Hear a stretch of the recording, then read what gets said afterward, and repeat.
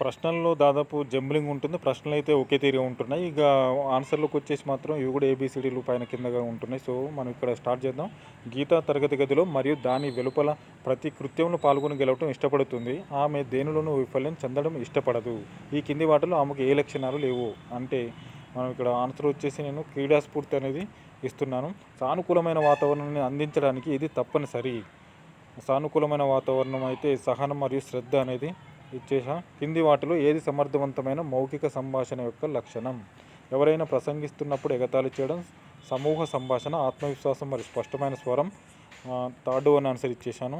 So, పిఎస్క్యూలను అభ్యసించడానికి సరిపడని మార్గం, సులువుగా స్వీకరించగలగడం, నిజమైన ఆసక్తిని కనపరచుట, విద్యార్థుల అవసరాలకు ప్రతిస్పందించకుండా ఉండుట.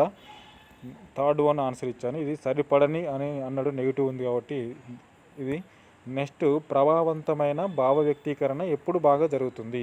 ఒకవైపు మాత్రమే, మరియు భావ వ్యక్తీకరణ నిరంతరాయం, అవగాహన సాధ్యం కానప్పుడు, జాగరూకతతో ఉన్నప్పుడు. నేను ఆన్సర్ వచ్చేసి ఫోర్త్ వన్ జాగరూకతతో ఉన్నప్పుడు ఇచ్చేశాను.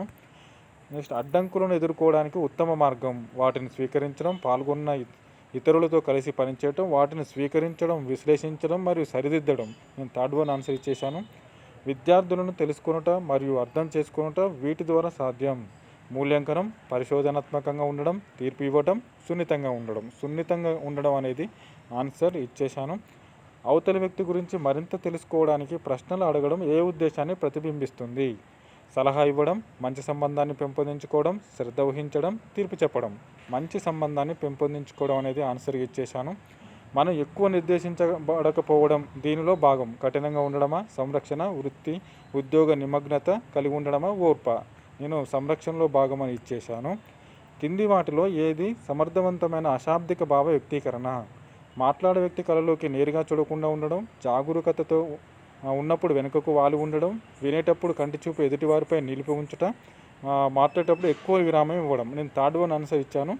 నెక్స్ట్, కింది వాటిలో ఏది స్వీయ సానుకూల వైఖరిని చూపిస్తుంది? నేను ప్రతి సౌకర్యం కలిగి ఉన్నాను, నేను కష్టం కలిగించే సామర్థ్యం కలిగి ఉన్నాను, నేను తగినంత మంచి భావనతో లేను, కార్యాలయంలో వివాదాలు పరిష్కరించడానికి అన్ని ప్రయత్నాలు చేస్తాను. ఆన్సర్ ఇది ఇచ్చాను. నెక్స్ట్, సహానుభూతిని వ్యక్తపరచుటకు ఈ క్రింది వాటిలో ఏది సరైనది కాదు? అశాబ్దిక జాగరూకత, వ్యక్తి పట్ల జాలి చూపించడం. ఎస్, నేను సెకండ్ వన్ ఆన్సర్ ఇచ్చాను. నెక్స్ట్, శ్రద్ధగా వినడం అనేది దేనికి సంకేతం? భావ ప్రసరణ మరియు వ్యక్తీకరణ, సున్నితత్వం లేకపోవట, తీర్పు, జాలి. భావ ప్రసరణ వ్యక్తీకరణ ఇచ్చాను. సున్నితత్వం యొక్క నాణ్యతకు సరైన వర్ణన ఎన్నుకోండి. ఇతరుల భావాలు మరియు ఆలోచనల గురించి తెలుసుకోగలగడం, తమ మరియు ఇతరుల భావాలు మరియు ఆలోచన పట్ల చిత్తశుద్ధి కలగడం, ఇతరులతో కలిసి పనిచేయడం, ఇతరుల దృక్పథాన్ని పరిగణలోకి తీసుకోవడం. ఫస్ట్ వన్ ఆన్సర్ ఇచ్చాను. సో, నెక్స్ట్, వీటిలో సమర్థవంతమైన సహాయకుడి లక్షణం కానిది ఏది? నిర్ణయం తీసుకోవడంలో సహాయపడడం, వ్యక్తి యొక్క సమస్యలను పరిష్కరించడం, భావోద్వేగాల అవగాహనను సులభతరం చేయడం, ప్రవర్తన మార్పును సులభతరం చేయడం. దీంట్లో సమర్థవంతమైన సహాయకుడి లక్షణం కానిది ఏంటి? నేను ఫోర్త్ వన్ ఇచ్చాను. ఇది కొంచెం డౌట్ ఉంది.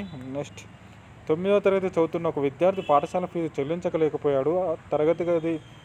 తరగతి మదింపులో కూడా ఆ విద్యార్థి పెద్దగా పురోగతి చూపడం లేదు. ఉపాధ్యాయుడు తరగతి గదిలో విద్యార్థిని మరియు స్టాఫ్ రూమ్లో భోజనం చేసేటప్పుడు తిడతాడు. విద్యార్థి నేపథ్యాన్ని పరిశీలిస్తే అలాంటి విద్యార్థి నుండి ఇదే ఆశించబడుతుందని చెప్తాడు. ఇది ఉపాధ్యాయునికి ఏపీఎస్క్యూ లేదని తెలియజేస్తుంది. సో, విశ్వసనీయత, కళ్ళు పెట్టి చూడడం, చిరునవ్వు, సున్నితత్వం అనేది ఆన్సర్ ఇచ్చాను. నెక్స్ట్, ఒక విద్యార్థి సమూహంలో పనిచేసేటప్పుడు ఎల్లప్పుడూ ఇతరులతో సంఘర్షణ పడుతుంటే ఆ విద్యార్థి ఏం నేర్చుకోవాల్సిన అవసరం ఉంది? జట్టు స్ఫూర్తి, దయాగుణమా, సమూహ నిర్మాణం, సహకార ధోరణి నేర్చుకోవాల్సింది. ప్రస్తుత సందర్భంలో ఒక ఉపాధ్యాయుని పాత్ర దేనికి ఉత్తమ మార్గం? ఉపాధ్యాయుడు ఒక జ్ఞాన భాండాగారం, ఒక సలహాదారు ప్రస్తుతం అయితే ఆన్సర్ ఇచ్చేశాను. మీ తరగతిలో ఒక అభ్యాసకుడు మంచివాడా లేదా చెడ్డవాడా అని మీరు నిలిచేటప్పుడు మీరు ఈ భావనలో ఉంటారు: మద్దతు, కఠినత్వం, జాగ్రత్త, తీరు. మద్దతు ఆన్సర్ ఇచ్చాను. గదిలోని అభ్యాసకులు పిఎస్క్యూలను ఎలా చేసుకుంటారు? చెడు ప్రవర్తనకి శిక్షణ పొందడం ద్వారా, ఉపాధ్యాయులను అనుకరిస్తూ, నైతిక శాస్త్రం. సో, ఆన్సర్ నేనైతే ఉపాధ్యాయులను అనుకరిస్తూ అనేది ఇచ్చాను. సో, 20కి 20 అటెంప్ట్ చేశాం. మరి ఇప్పుడు అయితే ఎన్ని మార్కులు అనేది చూద్దాం. నేను కూడా లైవ్గా చేశాను కానీ నాకు కూడా తెలియదు. చూద్దాం ఇప్పుడు. సబ్మిట్ 18 మార్క్స్ వచ్చి ఒక 2 అయితే మిస్ అయ్యి, నేను డౌట్ ఉందని ఒకటి చెప్పి అదొకటి మిస్ అయింది కావచ్చు, ఇంకొకటి మిస్ అయింది. సో ఎనీవే మనకైతే సర్టిఫికేట్ అనేది అయితే వస్తుంది. మనకు 15 నుంచి 20 మధ్యలో ఉన్న వాళ్ళకు అందరూ కూడా సర్టిఫికేట్ వస్తుంది.